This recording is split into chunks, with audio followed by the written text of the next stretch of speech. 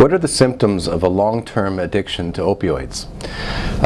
This is a tough thing to pick up because sometimes people gradually progress and their addiction becomes deeper and deeper, and it's not so obvious to close family.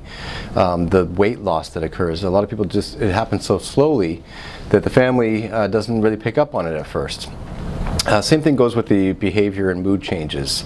So these can include things like irritability, labile moods, meaning they can have rapid mood swings, and this relates to when they're high or if they're going through withdrawals.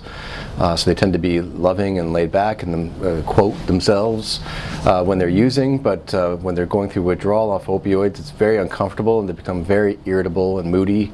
They can go through periods during this time. They can go through periods of sweats, chills, nausea, vomiting, and diarrhea. Unexplained or unexpected absences is another sign there. This tends to happen when people are feeling hungover or they're going through some form of withdrawal and they end up missing school or work, or they're showing up late for appointments. So that's another indication right there.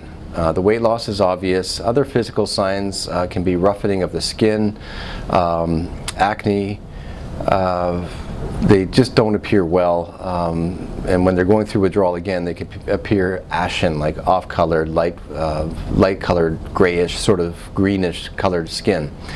So those are the general signs of somebody who's been using for a long time. The weight loss is a giveaway, so that's one way.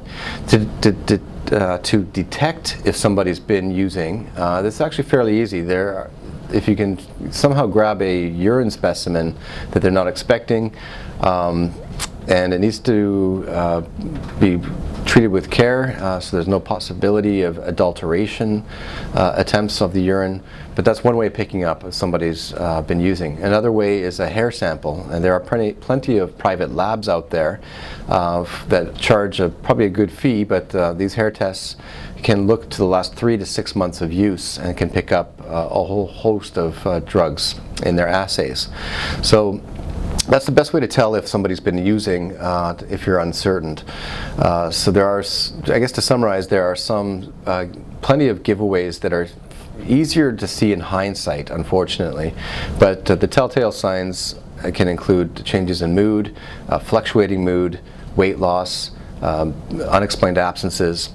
And to summarize again, to pick up on this, obviously speaking to the person about it, but a lot of times there's a lot of shame and guilt associated with it, and the user tends to hide this information. I know this because I am somebody in long-term recovery. In such situations, if you really want to detect what the truth is, because a lot of times they will go to extreme lengths to cover up and lie. This is part of the addiction, and we don't want to cast judgment on them, but this is a part of it because of the shame. But to get around that is to do a hair sample test. This allows people to look back at past 3 to 6 months of drug use.